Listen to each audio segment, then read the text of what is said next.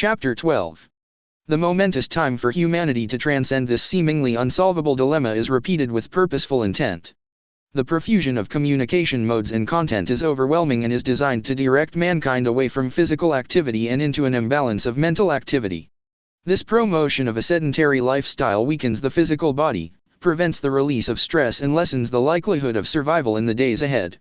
In order to transcend the experience of this repetition of life as guided by others, and to replace it with a life of personal responsibility, each must be present in a body on this planet. The opportunity to do this is here now, but your availability to participate is based on your personal internal choice. The word internal is chosen specifically, for how you come to know who and what you are is a process of internalizing within your own awareness and pondering these different ideas. There must be consideration of them in focused thought and definite decisions reached that are meaningful and followed by active changes in each life focus. These processes are best carried out in quiet time alone. In order to do this within an experiencing mode of work, family, and social commitments that seem to leave little breathing room will require a decision to participate or not. If the decision is to participate, then your priorities of life will need to be changed. The TV will need to be turned off. The word no may need to be introduced regularly into your conversation. A great deal of contemplation can be accomplished on a solitary walk. It must be understood that this discussion stresses a personal decision. Each must decide for him/herself. It is suggested that discussions with your spouse be encouraged, if that is appropriate. Many times ones in relationships have entirely different views in these areas. The pivotal relationship between you and your connection to creation is personal and can only be dealt with alone. To share with another person who is as committed to strengthening this connection is a joy. Through deliberate intention, those living on this planet include millions and millions that have been taught since early childhood to seek a greater connection to a God who is somewhere out there in the unknown. And that one can live a life of ease and luxury after death in some other mythical utopian realm is illogical to visitors from spiritually advanced planets. This Christian myth is parallelised by more beliefs almost as illogical in other religions. Each child is first to learn the gift of self-awareness is the only God necessary for each to know. Then all of their life is experienced through this focus point with further learning that personal responsibility empowers it through their life experiences into either a positive or a negative perspective. At the maturity of a generation of this understanding, religion as it exists would become a moot point. Through the understanding that the amazing gift of self-aware experience is in all things supported by the simple laws of attraction, focused intent, and allowance of free will choices, and supported by understanding gained through experience using these basically simple truths, then a new experience would await them than exists now. This is an oversimplification for the teaching would involve much guidance of these children. The question remains, how could something that is not known by the parent be taught by them? Thus simply the knowing of the truth does not solve the challenges that present themselves. Each must begin at the point at which truth is discovered. In the quiet of their own consciousness, individuals must stand above the situation, consider carefully the extent of the commitment each is willing to make and then set about incorporating changes through these new understandings. As each dilemma presents itself, the simple prayer of, I am a human becoming, help me to become, or we are humans becoming, help us to become, or they are humans becoming, help them to become, changes the internal climate and incorporates the difficult law of allowance into reality. The release of the need to control through allowance changes the perception profoundly. It allows transcendence from responsibility for others and recognizes the personal choice of releasing them to their own personal decisions. Rather than bringing forth feelings of separation, this blessing process brings forth an experience of a form of love that has blessed them in a way that will have profound effects on their life. In adversarial situations, a change may take several repetitions, but it will bring change. What is being experienced within this opportunity is that which is extended to each on a continuing basis by the point of harmonious thought within creation that focuses each individual into existence in the first place. If this were not the case, then with the first act contrary to universal law, the energy that holds each in manifested reality would be withdrawn and each would cease to exist. Each would be denied the experience of the result of that choice and could not then come into the wisdom of understanding that the act brought forth a result and provided the choice of repeating it or transcending it through wisdom. What exists within creation in truth is not religion as a practiced dogma, but practical, applicable, logical spirituality. Spirit being the name given to the presence of creation which is omnipresent, omniscient and omnipotent. In other words, the destiny of learning this truth and the experience of choosing to come into understanding and practicing it cannot be avoided, it can only be postponed. Simplistic as this discussion is, it contains the basis for seemingly magical transformation in the life of those willing to adopt such change. To give up the known and travel into the unknown has long been the elixir of adventure. Mankind need not travel elsewhere from where he is or what he is doing to have adventure. All life is experienced by the attitude that is reflected within its own thoughts. What seems boring and mundane could be experienced differently by changing the parameters of experience, one situation at a time.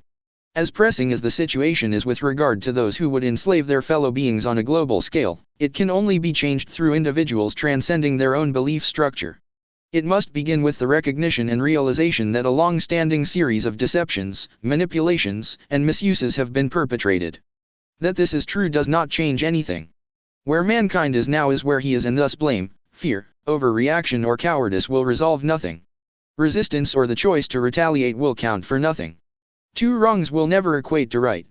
It remains for mankind to swallow the truth and to look to his focused source and chose to change his experience by coming into the knowledge, understanding, and application of the laws that support all of creation. God is known to humanity on this planet does not exist. He isn't dead because he never existed.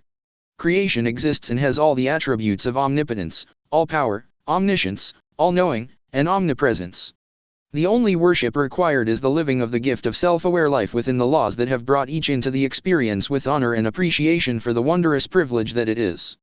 Help to bring about the incorporation of this awaits invitation by humanity.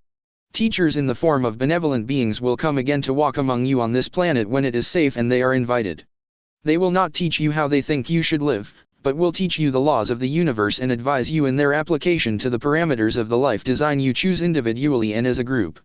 The choice is here to be made now between slavery and difficult deaths or freedom to come into harmony with the way creation is meant to be experienced. Chapter 13. When the time arrives that the imposition of the final phases of the lockdown of personal freedoms begins in earnest, there will be resistance. Especially in the USA, since of all the humans on the planet, they have been the most deceived, the most pampered and the most used. Difficult as it is for its citizens to believe, their national development has been guided and controlled from the very beginning. The natural ingenuity and creativity have been encouraged and then turned to advantage or bought out and shelved. A particularly appropriate example is the continued development of sources of energy and transportation that would end the dependence on oil and coal, which would eliminate the health endangering of both the human body and the planetary flora and fauna. These are available to be developed very quickly in the context of the new paradigm. There is a natural flow of expression that is part of the creative plan. It is what you might call unchangeable programming within the human pattern that remains regardless of what purposeful effort is made to override it. Once a goal or objective is decided upon by a personal choice that seems logical and accompanied by a commitment to that goal, it can and is pursued with all possible intensity, even to the point of giving up the life force to death. Methods of torture can and will cause the person to deny and pretend to give it up, but instead it usually instills it deeper into determination to resume the pursuit of its compulsion at the first opportunity. This is true for those goals that are both positive and negative in their energy configuration. Thus confrontational situations are the logical result.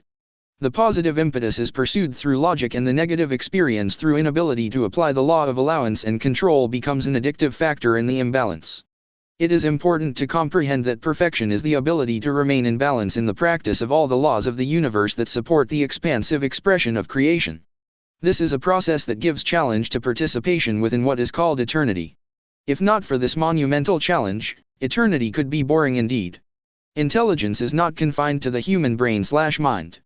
It is part and parcel of the potentiality that flows through the process of creation. Self-contemplation by any manifested self-aware portion of creation, humanity for example, with a basic understanding of who and what they are in correlation to the expansive flow of creation, can transcend and remove limiting understandings. This then opens the awareness to the potential of new understandings, changing the experience of that being entirely. In every way, all experience serves the expansive process of each. Because creation is, at its potential, intelligence in pursuit of understanding itself, it is necessary to discern that all beliefs reach a point of limiting the opportunity to evolve. It is then a perpetual process of transcending and leaving behind each and every understanding into greater wisdom. The exception to this is the immutable universal laws that support the process as a whole.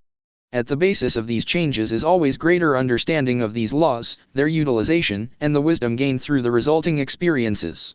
Certainly it would seem logical to the inhabitants of this planet that the time has come to transcend the present experience and change the beliefs that have focused creation into the experience of the future as it sits before them.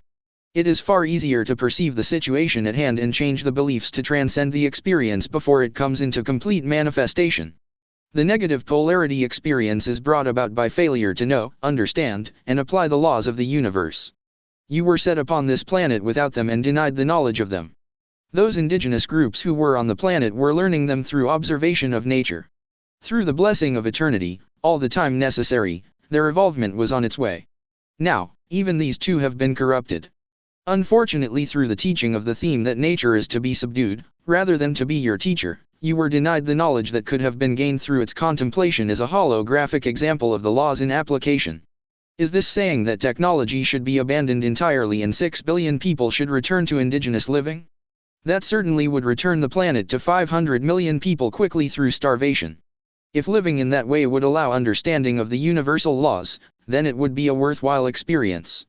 However, knowledge of the laws from those who have both advanced technology and understanding is available to help, consequently the indigenous alternative would not be necessary. If mankind does not take responsibility to change the present intended scenario and the planet itself is required to change this situation, then technology will be purged, and if the planet is lucky, indigenous populations will again have the opportunity to evolve. The consequences of ignoring this new opportunity to change the story of this branch of humanity that has been leader-ally railroaded onto a path thousands of years long which has stymied their evolvement are not pleasant to contemplate. The scenario began through breaking the law of allowance and interfering with the evolvement of other humans and requiring them to remain stuck in being rather than becoming. The consequences to those through the law of attraction, what you give is what you get, was left for it to work in its inevitable way. No other group was willing to interfere except in a benevolent adversary capacity, which is all that is allowed within the intelligent application of the universal laws. Intervention between species and planets does happen and is admitted here. However, the law of attraction absolutely works, but within the flow of divine order, the timing is left to the natural flow of that law within the intelligence of creation. To stretch the law of allowance and interact beyond the advisory capacity is carefully done with much consideration with regard to far-reaching possible effects. This may be extended particularly when a group is evolved enough to ask for help specifically. The outcry to creation itself, by enough of the population, is answered by offers to help by specific groups. However, if the asking group is so closed as to be unable to recognize the offers, then nothing can be done. In this case, the outcries for help have been of such duration, and the imbalance of the purposeful negative perpetrators is so great, the whole galaxy is now focused on this small planet and orders have been issued to find a way to answer the outcries. Thus Earth's population is being presented with the current process and the current messages within the presently available communication proliferation. It is our prayer that it will be enough and in time. End chapter 13.